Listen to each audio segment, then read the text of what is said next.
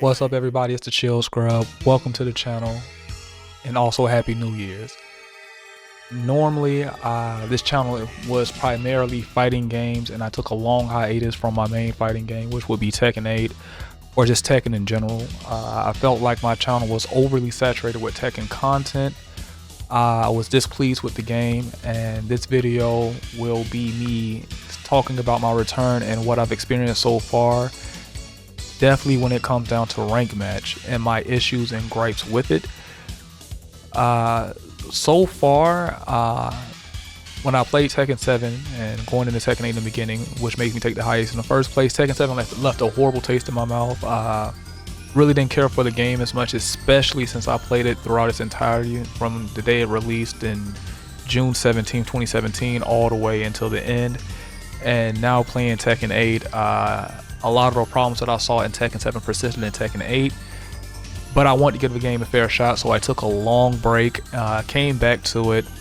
Again, a lot of the same problems persist, especially in rank match, and here are some of the core problems I have with it. Number one, people care too much about the rank itself, which kills the fun for everybody else, and people are undermining or minimizing how much people rage quit in the game, or how many times that people will do a one and done set. If you're a Tekken 7 player or coming from Tekken 7, you know that it had an infinite rematch. So there a lot of times when you got to the higher ranks like Emperor, Tekken King, Tekken God, True Tekken God, and so forth, you were running death matches.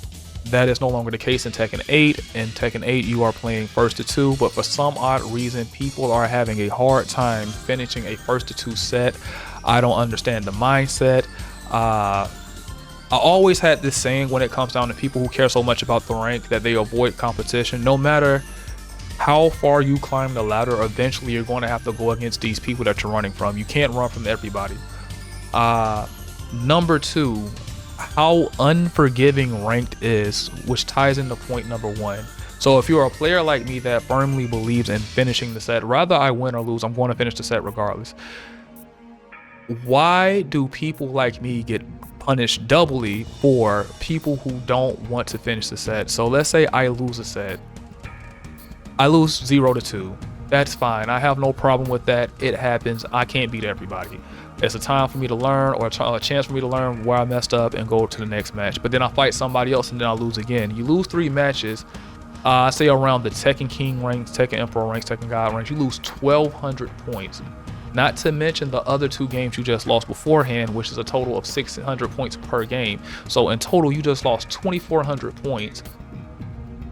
But the flip side to that, if I actually do win, people will not stay in play. So the amount of points you're winning versus the amount of points you're losing is not fair in that regard. Now, people will often say, well, if you're good enough, your win ratio will show that. Well, I have a 79% win ratio. I win often. On my PC account, I'm streaking for 85. On my PS5 account, I'm streaking for around, I think like 30 or 40, something crazy like that. But overall, what I'm experiencing as I come back is, it's not fair to people who believe in completing the set, and there are so many people that have this stupid mindset that, well, I do not owe you a rematch. And they're right, you don't owe me a rematch, but out of common courtesy and sportsmanship, you would think that, you know, I'm going to give this person a rematch. Let's say I lose. My pride is on the line, me personally. My pride, I want my fair shot to beat you again or play you again if I lose. That's the reason why I always finish my set. Doubly true if I lose. I want to get another chance to see if I can correct the mistakes and adapt in real time. That's one of the reasons why I always do it. But as I said in the first point, people care about their rank so much to the point where they won't even give a person a rematch if the fight is even close. There are some games I've won where I know I'm not going to get a rematch, and there's games where I lost where the match was extremely close. It's 2-3, a simple launcher decided the match, or it went down to sometimes luck. Sometimes I got outplayed, sometimes it's just luck. Sometimes it's on my side, sometimes it's not. And the person will not rematch. And the thing I noticed in a lot of the comment sections of other videos as I've been lurking around, a lot of people will sit there and say, well, you don't know what they got going on the other end. Well, let's go ahead and be adults here. Maybe we should go ahead and take care of our business first before we hop on the game. You know, I hate to lecture people like they're children, but you would assume that you have all your responsibilities handled before you get on the game. That's just my assumption. Maybe I'm wrong about that. And I'm trying to be very diplomatic, but to me the behavior is very bitch made in the FGC, in my opinion, when it comes down to running sets. Another problem is I find a lot of people, PC players, PS5 players, it doesn't matter, a lot of people are using Wi-Fi in 2025, and here's why I find that absolutely retarded, because it doesn't make any sense that you can afford a PS5 that's going to run you $400 to $500 off tops. If you want the best experience when it comes down to playing a game, you're going to probably buy a monitor. If you're serious, you want to be an FGC member, you want to be a tournament player, etc., you're probably going to buy a monitor. And then you have to think about it, these controllers are running $70 a pop. The game itself is $70 a pop, and then these people bought the deluxe edition, which is another $110. So 400, 110, that's $550. Another controller, that's $70. You're looking at $620. That's $620, and you mean to tell me you can't go to Walmart, Micro Center, Best Buy, and buy a Cat 6, Cat 7 Ethernet cable for about $20? That's really, really, really stupid. Another thing I've noticed a lot when it comes on the rank, which makes it very enjoyable, is well, unenjoyable, or you know, it's just not fun at all. A lot of the players that are at I would say the intermediate ranks, what they would do is they are so scared to lose their rank, they will sit there and they will sit on it, right? Now, if you just like your rank, you hit the god ranks, you like your rank, sure, whatever, cool, whatever. But on the other hand, I've noticed when I go to quick match, there's a lot of players like that are Tekken King, Tekken Emperor, and they will sit on the rank and they will openly admit that I just don't want to go to ranked. I just don't want to fight. I just don't want to do this. I just don't want to do that. I'm scared to lose the rank. I'm not ready. And in the back of my mind, I know it sounds kind of crazy, but in my mind, I'm like, it's just a video game. If you got it though, if you got it the first time, and this is my mindset in Tekken 7, if I got it once, I can get it again. Clearly, if you know you got it the right way, you played your sets, you did your research, you labbed the matchups, you can get it again. Now, we all have those days where, you know, nothing's just going right. You know, for some odd reason, you sidestepped, you got launched. You know, you blocked, you got launched. Latency issues, rollback issues, etc. But people's attitude towards ranked is just, it's not fun. The ranked is not fun. It feels like work almost. So imagine a person like me that just got off an 8-hour shift, just hit the gym for another hour and a half intensely, you know, doing what you got to do to make sure you're keeping your body right. And then I have to go deal with somebody's attitude and the fact that they don't want to actually play the game that they spent $70 for. And they walk around with pride and ego. Another thing, going back to the rank match, is the amount of ego that people have when it comes down to Tekken 8. I don't understand it. I take myself personally. When people ask me, what I say, well, Shield, you're good at the game, or so forth and so forth. I'm like, I'm okay. I'll say I'm all right. I'm nothing to be like, oh my God. And I've competed in tournaments. I've done all that, but I don't think that it's fair to the people who's put in the work to, you know, reach the level they have, like your Knees, your Arsenal Ashes, your